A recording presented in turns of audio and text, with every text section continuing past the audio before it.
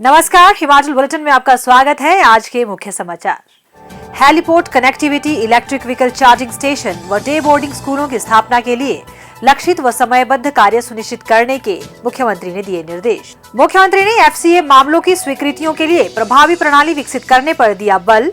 नाबार्ड से electric mobility क्षेत्र में उदार वित्तीय सहायता का मुख्यमंत्री ने किया आग्रह। मुख्यमंत्री ने कहा, प्रदेश सरकार बेसहारा पशुओं को आश्रय प्रदान करने के लिए वचनबद्ध। मुख्यमंत्री सुख आश्रय सहायता कोष के लिए 3 लाख रुपए का चेक भेंट। और अब समाचार विस्तार से।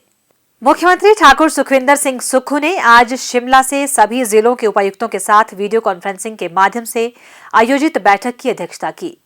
बैठक में राज्य सरकार के फ्लैगशिप कार्यक्रमों heliport connectivity, electric vehicle charging station तथा राजीव गांधी डे बोर्डिंग स्कूलों की स्थापना के लिए भूमि चयन सहित अन्य कार्यों की प्रगति की समीक्षा की गई।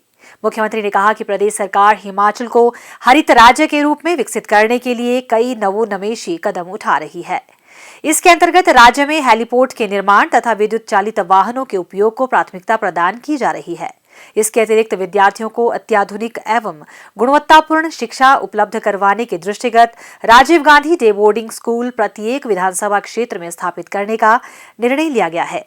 मुख्यमंत्री ने सभी उपायुक्तों को इन फ्लैगशिप कार्यक्रमों के अंतर्गत आवश्यक भूमि की चयन प्रक्रिया में और तेजी लाने के निर्देश दिए। उन्होंने कहा कि प्रत्येक जिला मुख्यालय के समीप हेलीपोर्ट स्थापित करने के लिए उपयुक्त भूमि की तलाश कर जिला प्रशासन निर्धारित समय अवधि में इसके हस्तांतरण की सभी औपचारिकताएं पूर्ण कर लें।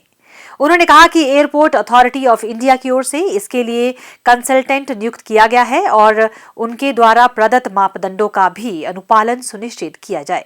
मुख्यमंत्री ने कहा कि राज्य में विद्युत चालित वाहनों के अधिकाधिक उपयोग को प्रदेश सरकार सर्वोच्च प्राथमिकता प्रदान कर रही है और चार्जिंग स्टेशन स्थापित करने के लिए आवश्यक भूमि का चयन एवं इसे परिवहन विभाग के नाम हस्तांतरित करने की प्रक्रिया शीघ्रातिशीघ्र पूरी की जाए। राज्य से गुजरने वाले 4 लेन मार्गों, राष्ट्रीय उच्च मार्गों और अन्य प्रमुख सड़कों के किनारे निर्धारित दूरी पर चार्जिंग स्टेशन स्थापित करने के लिए लक्षित प्रयास किए जाने चाहिए। उन्होंने कहा कि चार्जिंग स्टेशन की स्थापना के साथ ही वहां पर रुकने वाले वाहन चालकों तथा सवारियों को खान-पान तथा अन्य आवश्यक सुविधाएं भी प्रदान की जा सकें। इसके अनुरूप अधिक भूमि की आवश्यकता रहेगी और सभी उपायुक्त इन बिंदुओं को भी ध्यान में रखें।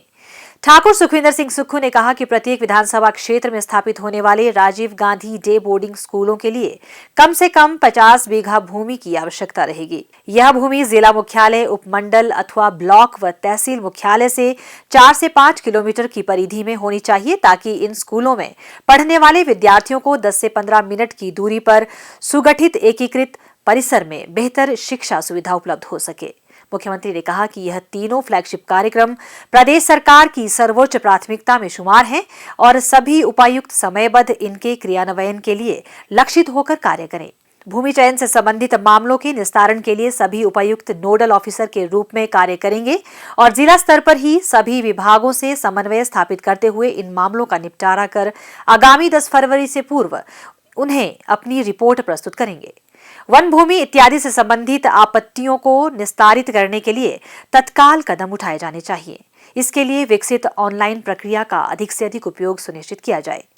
मुख्यमंत्री ने आवश्यकता पड़ने पर इन परियोजनाओं के लिए निजी भूमि के हस्तांतरण के निर्देश देते हुए कहा कि प्रदेश की जनता को अधिक से अधिक सुविधाएं उपलब्ध करवाने के दृष्टिगत इन कार्यों का समयबद्ध पूर्ण होना सुनिश्चित किया जाए। उन्होंने कहा कि प्रदेश सरकार द्वारा विभिन्न परियोजनाओं के लिए प्रदत्त भूमि में से जो अनुपयोगी भूमि होगी उसका भी इन परियोजनाओं के लिए उपयोग किया जा सकता है और सभी उपायुक्त संबंधित परियोजनाओं से इस विषय में मामला उठाएं।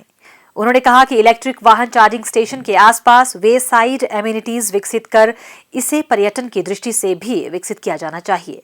उन्होंने चार्जिंग स्टेशनों को प्रचुर लोड ऑगमेंटेशन के लिए हिमाचल प्रदेश विद्युत बोर्ड और ऊर्जा विभाग को आवश्यक निर्देश दिए।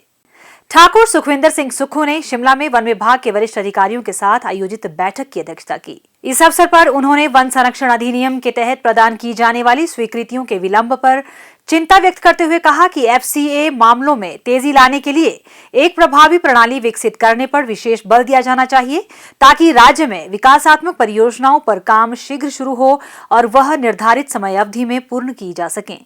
उन्होंने कहा कि चिकित्सा महाविद्यालयों, पर्यटन परियोजनाओं, शैक्षणिक संस्थानों, सड़कों और इलेक्ट्रिक चार्जिंग स्टेशनों के निर्माण सहित अन्य मामलों में FCA मंजूरी के लिए समय सीमा का पालन किया जाना चाहिए।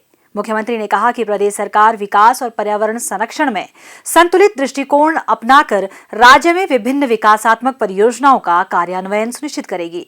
उन्होंने कहा कि FCA मंजूरी में अनावश्यक विलंब नहीं होना चाहिए। उन्होंने अधिकारियों को इस प्रक्रिया में तेजी लाने के लिए निर्देश दिए। मुख्यमंत्री ने कहा कि जहां FCA आवश्यक है वहां संबंधित विभाग एक नोडल अधिकारी नियुक्त करेगा, जबकि संबंधित मंडल के DFO परियोजनाओं के विलंब से बचने के लिए समयबद्ध तरीके से सहयोग करना सुनिश्चित करेंगे। उन्होंने प्रतिपूरक वनीकरण कोष प्रबंधन और योजना प्राधिकरण कैंपा की समीक्षा भी की। मुख्यमंत्री ने कहा कि कैंपा के तहत ऊर्जा बचत क्षेत्र पर धनराशि व्यय की जानी चाहिए। उन्होंने राज्य प्राधिकरण को शासी निकाय की बैठक शीघ्र बुलाने के निर्देश दिए। उन्होंने भविष्य में वन विभाग के सभी निर्माण कार्यों को लोक निर्माण विभाग तथा अन्य निष्पादन एजेंसियों के माध्यम से करवाने के निर्देश दिए। पर्यावरण संरक्षण पर बल देते हुए मुख्यमंत्री ने कहा कि जलवायु परिवर्तन चिंता का विषय है, इसीलिए वन विभाग को पौधारोपण पर विशेष ध्यान देना चाहिए। मुख्यमंत्री ठाकुर सुखविंदर सिंह सुक्खू ने शिमला में गौ सेवा आयोग की बैठक की अध्यक्षता की। इस अवसर पर उन्होंने पशुपालन विभाग को बेसहारा पशुओं को आश्रय प्रदान करने के लिए समुचित व्यवस्था करने के निर्देश दिए।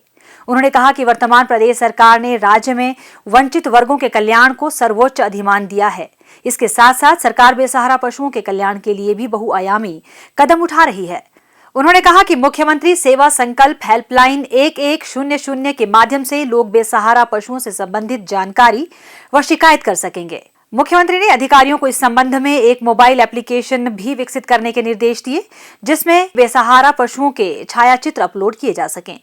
उन्होंने कहा कि लोगों से शिकायत प्राप्त होने के उपरांत यह सूचना संबंधित खंड के वरिष्ठ पशु चिकित्सा अधिकारी एवं फार्मासिस्ट से साझा की जाएगी और उनकी जिम्मेदारी होगी कि बेसहारा पशु को गौसदन या अन्य उपयुक्त स्थल में पहुंचाया जाए।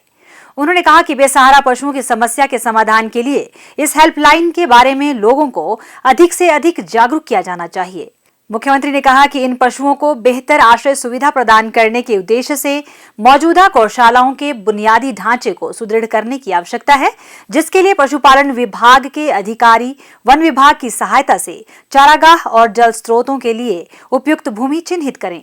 उन्होंने अधिकारियों को पशुओं की देखभाल के लिए रात्रि आश्रय निर्मित करने और पर्याप्त संख्या में कर्मचारी तैनात करने के निर्देश दिए।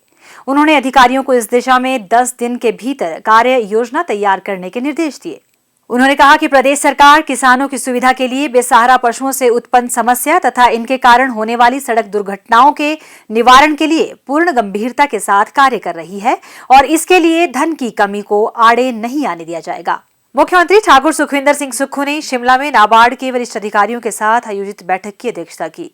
हिमाचल प्रदेश को वर्ष 2025 तक हरित ऊर्जा राज्य बनाने के दृष्टिगत मुख्यमंत्री ने नाबार्ड से इलेक्ट्रिक मोबिलिटी क्षेत्र में उदार वित्तीय सहायता प्रदान करने का आग्रह किया।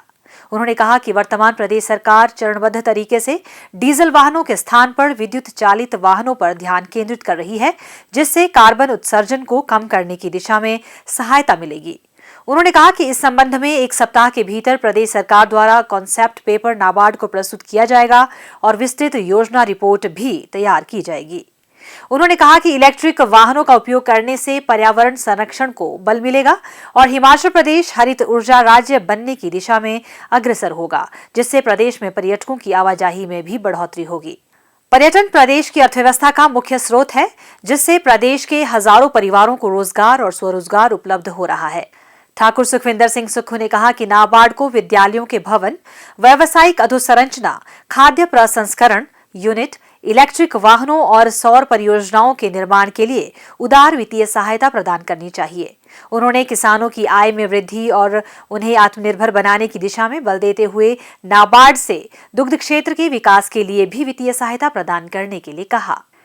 टैचेंट गेली सॉल्यूशन प्राइवेट लिमिटेड बेंगलोर के मुख्य कार्यकारी अधिकारी श्री जया सिम्हा रेड्डी और कंट्री हेड श्रीनिवास चराली ने मुख्यमंत्री सुख आश्रय सहायता कोष के लिए मुख्यमंत्री ठाकुर सुखविंदर सिंह सुक्खू को 3 लाख रुपए की राशि का चेक भेंट किया। मुख्यमंत्री ने इस पुनीत कार्य के लिए उनका आभार व्यक्त किया और समाज के प्रत्येक वर्ग से इस कोष के लिए उदारतापूर्वक योगदान देने का आग्रह किया। हिमाचल बुलेटिन देखने के लिए सब्सक्राइब करें YouTube channel information and public relations department HP, follow करें ट्विटर @DPRHP, लाइक करें Facebook page information and public relations department Himachal Pradesh, visit करें वेबसाइट www.himachalpr.gov.in। इस अंक में इतना ही। कल फिर होगी मुलाकात। दीजिए इजाजत। नमस्कार।